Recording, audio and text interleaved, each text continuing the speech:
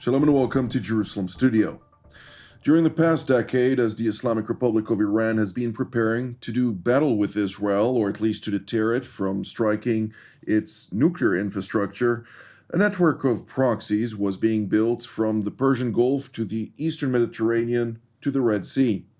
The idea was to prepare this so-called Ring of Fire for Judgment Day of Tehran's choosing. However, on October 7th of 2023, the Islamist Hamas went ahead and jumped the gun, and since then this axis of so-called resistance has had a hard time fending off Israel, the US, and their other partners. Is there still a fight left in the members of this ring, even after America's force against Yemen's Houthis? Joining us for this discussion, all the way from central Israel, include Mr. Oren, who formerly served as a director of the Mossad's counterterrorism division, currently a senior fellow at the Jerusalem Center for Foreign Affairs and Security. It's good to see you, sir. Thank you. Also joining us from elsewhere in central Israel is Brigadier General in Reserve Oren, who formerly served as the IDF's Chief of Cyber Staff, an Israel Air Force commander, as well as a fighter pilot. It's good to see you as well, General. Good to be with you, Jonathan. And with me here in the studio, our TV7 editor-at-large, Mr. Amir Oren. Amir, set the stage for us. So there's this old Soviet tactic, later emulated by various terrorist organizations, and now Iran, of denial and deception. Obviously, Iran doesn't want to bear the brunt of American retaliation for what the Houthis have been doing, and therefore they are trying to distance themselves from the so-called sovereign actions of Yemen. This is not the government of Yemen, but nevertheless. And also, if you read what Supreme Leader Khamenei has been writing, he's certain that the quote-unquote resistance forces in Palestine and Lebanon are still strong and able to withstand the Israeli and American or whoever onslaughts. But the facts on the ground are that the Iranian-led network, which you referred to in your introduction, is on the defensive now and has suffered significant blows. The next blow that they could suffer might be fatal. Indeed. Well, Mr. Elam, when we're talking about the Trump administration particularly, in its first term, it's eliminated the arch strategist, if I may call him that, of this so-called Ring of Fire and axis of proxies. And in this term, in the follow-up to Israeli activities already in the under the previous administration, it is also going after the legacy of that same terror individual. And within that context, to what degree are we going to see this a continuous progression into the abyss for Tehran's various tentacles? Well, first of all, we have to realize that all the prognosis regarding Trump as the world peacemaker, things that he actually expressed himself, are not really correlated with his state of mind and his action. We have to remember who Trump is. Trump is a real estate mogul from New York who initiated sometimes even brutal force to evacuate people from certain neighborhood in Atlantic City and in New York in order to achieve his projects. And he doesn't have the restraints, not even the moral restraints that his predecessor had. And so he's eligible of using a very, very, I would say, decisive force in order to inflict his vision about the current situation. Having said that, he's not a gung-ho in a sense that he wants to start a regional war immediately, but he wants to some sort of escalation that withdraw and bring the Iranians to the table of negotiation under his terms and not under their terms. And so far, I think it has a chance and it's quite working well. We can see even the rhetoric of the leadership in Iran has changed. We saw the speech of Salami yesterday. It's more of apologetic. No, we are not involved with the Houthis. No, don't mistake. Our influence is limited and so on. So in that sense, I think this escalation, saying, listen, I'm not afraid of a regional war, might have a chance of being very, very powerful and successful. So long as the power disparity is clearly understood in Tehran, this, of course, will have a desired outcome. At least some may hope so. But nonetheless, during the previous administration, President Trump did not start any war and was quite effective in peace building while also applying the maximum pressure campaign. I mean, going not only in the Middle East, but all the way to the Egyptian-Ethiopian conundrum, matters even beyond that to the Far East. But when we look at the current playing field, he did enter into a very dire situation in which, on the one hand, we saw Hezbollah already on its knees in a very tough position, coming to terms with an arrangement that was reached, of course, with the previous administration under the U.S. envoy back then, Amos Hochstein,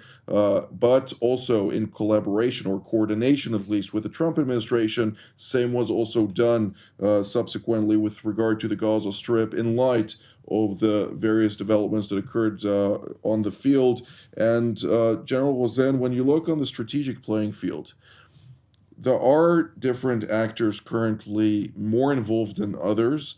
Are we going to see a one situation in which Israel could potentially reach a certain strategic outcome that would benefit Israel and other U.S. partners and allies in the region to once again stabilize the current hostilities, or at least the playing field, to a point where once again peace would receive the forefront of various diplomatic engagements? I think it might be the case, but there's still a very, very long way. We're talking about a very complex conundrum. The whole Middle East is a huge conundrum as of now. I think it was yesterday or the day before yesterday when the White House spokesman told the reporters that there's a new sheriff in D.C. And I think it shows. The U.S. just tore up Iran's proxy war playbook. Now, I'm not sure the playbook is completely obliterated, but it seems like it's going that way. And Tehran is now responsible for its militants' actions. And like a lizard trying to get rid of its tail, Iran is trying to shake the tail off and sort of, letting go of this Houthi thing. Well, it's not really us. It's not really us, as was just mentioned by Oded. I think that we're going to see a lot of changes because people are trying to figure out what exactly is going on and how the new United States president is actually leading, where he is leading the area to. And I think that on the highest level, I think, again, it's the classic show of force. It's using the sort of weakest one that was really neglected by the last administration. The Biden administration has let the Houthis, Iran per se, block a major shipping route and affecting global commerce. This is now changing. This is signaling all over, 360 degrees. This is signaling to the region, to Iran, to the other proxies. The Iraqi proxies have also gotten the finger from DC. They've also gotten the do not interfere right now, do not do anything right now. So I wonder what exactly is going to go. This is on the regional level, but on the global level, on the higher level, where I think ultimately President Trump is aiming at, is really restructuring the global game, a strategic, geostrategic game. This is with Ukraine. This is with Iran, Russia, and China. Ultimately, leading to the Far East and restructuring the whole global order, with the US coming to the forefront. The risk he is taking now is how far he will take the, playing with fire, because playing with fire is always dangerous. Sometimes you just don't know what parts of of anyone's skirt is going to catch fire, and I'm not sure which one, if the Houthis is the right one. From my point of view, it is. I just hope that the next steps would build the the United States credibility to use force if there's a rogue nation directed by Iran or anyone else. This is the time to act. Peace through strengths. I think the word you were looking for was hazardous when dealing with fire. But as General Oren mentions, a very long way to go. And the various proxies, at least rhetorically speaking, are still very eager on reinvigorating themselves, rebuilding themselves, finding new methods potentially. What should we focus on? Well, there's a famous Israeli paratroop general, obviously our guests know him very well, named Doron Almog. He is now the chairman of the Jewish Agency. In the Lebanon War of 1982, he was a battalion commander, and his force had to march under very dangerous conditions. He had to make a decision whether to order his troops to wear their protective vests, which will give them added protection, but will slow them down and therefore make them vulnerable to fire, or to shed the protective vests, adding vulnerability on one side, but make them move faster so that they will quickly get out of the killing zone. And I'm saying it because when Iran started out the revolutionary regime, they wanted their proxies to become a shield to the core, to Iran itself, by diverting attention, distracting from the core in their fight against Israel, so that Israel will be occupied with the proxies rather than with the center, with Tehran, especially the Iranian nuclear infrastructure. But now they are becoming a sort of a ballast. They want to shed the proxies so that they will not interfere and draw fire to the core. And therefore, the proxies have no, maybe the Houthis claim so, but they have no independent will and ability to act in spite of what they are told from Tehran. So we will see that the Iranians, if they have to choose between a certain proxy and themselves, they will say, so long, proxy, we enjoyed your company, now try to fend for yourself, we have more pressing business. Indeed. Well, Mr. Elam, when we're talking in that context, which Mr. Owen just characterized quite astutely, to what degree are the Iranians, on the one hand, willing to shed long-term objectives for immediate results, namely the preservation of the regime, and to what degree are they concerned over their survivability, and do those two aspects correlate with one another? I absolutely agree with Oren's analysis regarding the concept of the Iranian regime. We have to remember this whole concept was actually created in August 1988 by Khomeini after the disastrous war against Iraq, where he realized that Iraq is so vulnerable that he had to create some sort of a ring of fire that will enable Iran to be more protected in a remote way. Now, this ring of fire had actually did not prove himself right now in the D-Day.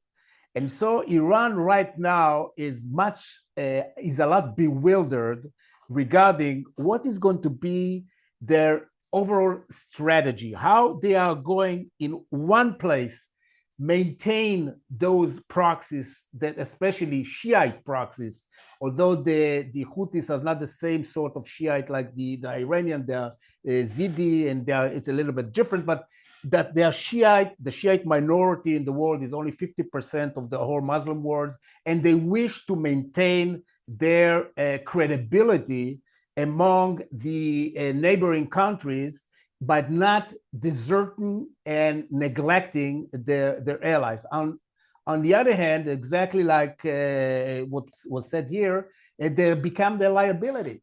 They become a liability. They don't want the proxies to dictate Iran's next move, and thus in a way obliged by those proxies. So I think we're going to see a subtle shift from the proxies and more inward of the Iranian regime. Let's not forget very important thing. Iran is right now in a huge economic crisis,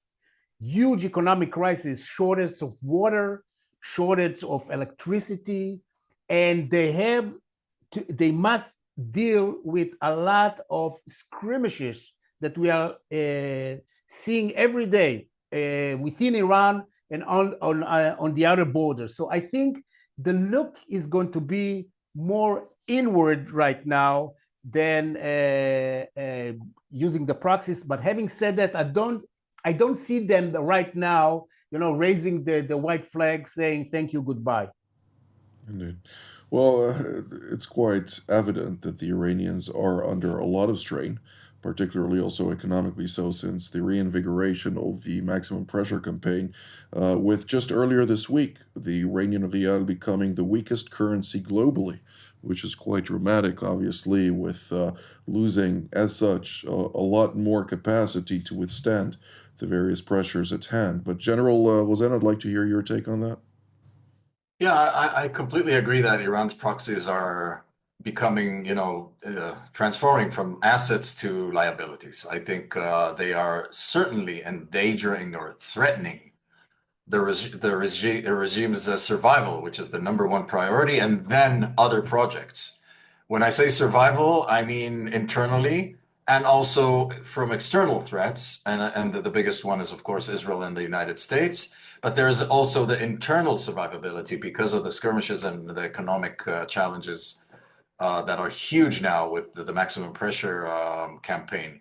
And also the other big thing, which is the nuclear project. So what do you give? What's more important? And for sure, the most important thing is the survival, because for sure, if you don't survive, you don't have a nuclear program. But if you do survive and say, okay, I'll let go of the program, I'll do it later, because by way of deception was, of course, invented by the Iranians. So I think that from U.S. policy standpoint,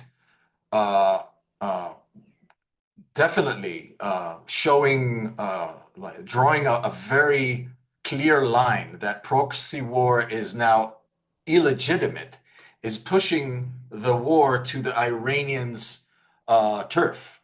They are now not only defensive, they have to, if we in Israel say we're fighting a 7-front war all the time, they have multiple fronts right now: internal, external, survival.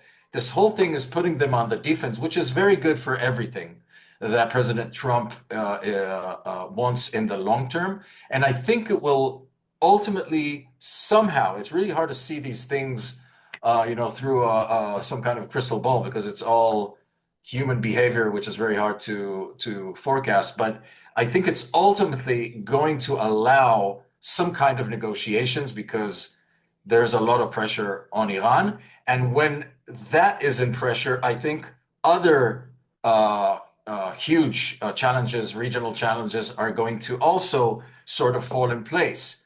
The role of Hezbollah vis-a-vis its influence inside the new Syria and its influence in Lebanon.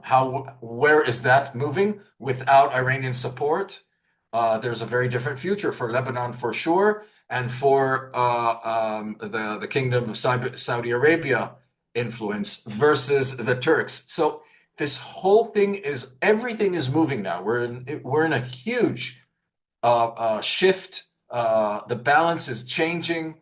And I think that is the best thing that the United States did, because sometimes when you want to change the situation, you have to really shake the tree. And this is what I think the United States is doing more than anything. It's really shaking the tree and reorganizing things after Israel's onslaught on Hezbollah and the whole fall of the proxy, the Iranian proxies.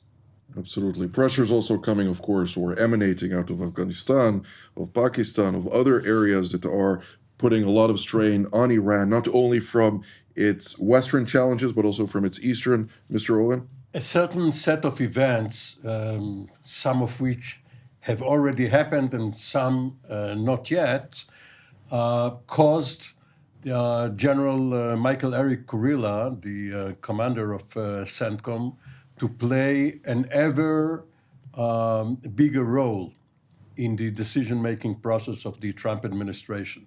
The chairman of the Joint Chiefs, General Brown, has been ousted, and the next chairman is yet to be confirmed. Some nominees for policy positions in the Office of the Secretary of Defense, again, have not been confirmed. The Director of Operations for the Joint Staff, General Alexis Grinkiewicz, was the commanding general of the Central Command Air Forces before this position, and earlier the Director of Operations for CENTCOM. And General Kurilla has a very proactive position against Iran, which he considers publicly his number one problem. And because his policy is now policy recommendation is much more acceptable to the White House and the National Security Council than it was under Biden, we can see the results. Yesterday, we held a recording of Deep Dive with Hudson Institute to discuss a number of issues, including the Islamic Republic of Iran, during the course of which Marshall Billingsley, who formerly served as the Assistant Secretary of the Treasury for countering illicit terror financing, actually stated something very interesting, and that is that the trigger of the snapback mechanism by October 18th, when it's set to expire under UN Security Council Resolution 2231, may, or at least is regarded in Washington as being already too late. So there is a window of opportunity for Iran to revert to diplomacy, or else it's going to feel the brunt, which will have nothing to do already with its proxies, because its proxies need also now to consider for themselves, are we still going to play ball with a losing horse, or are we going to reinvigorate ourselves within a new climate? In a minute each, what are we to focus on for the short to medium term? Mr. Elam, we'll start with you. I think we have to look eastward and see what the Iranians are up to. I think the maximum pressure will eventually bring the Iranian to the negotiating table under completely different terms. And this is something that we have to be very, very, I would say, precise.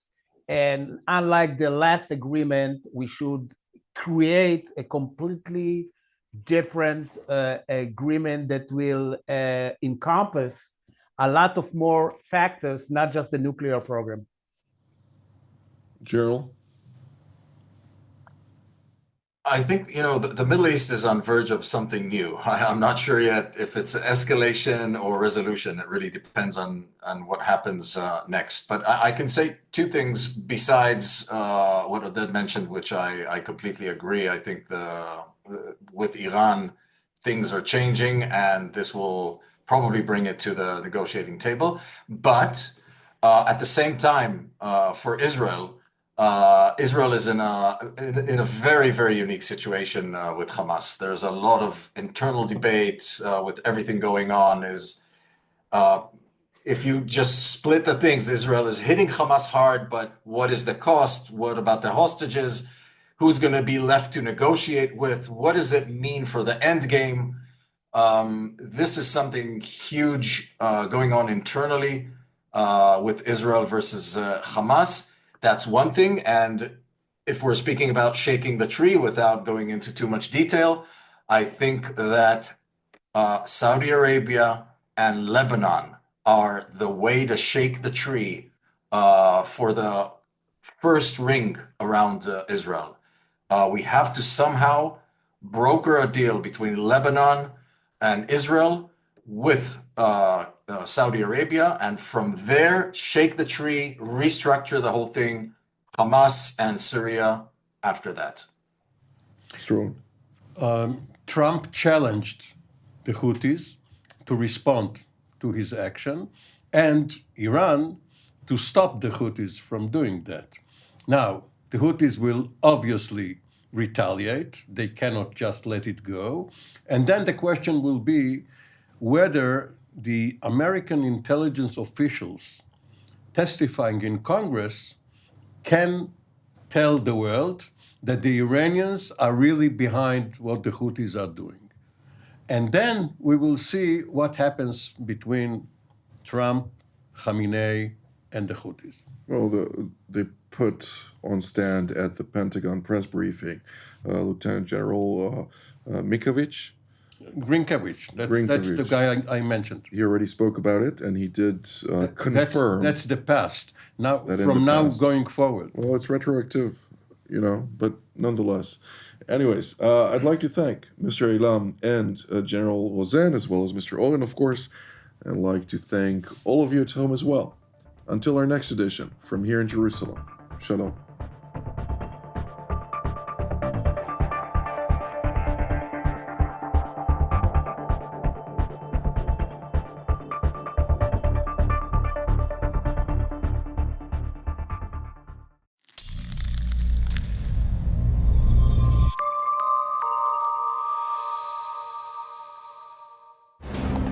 For more of TV7's productions and editorials, we invite you to visit our website at tv7israelnews.com.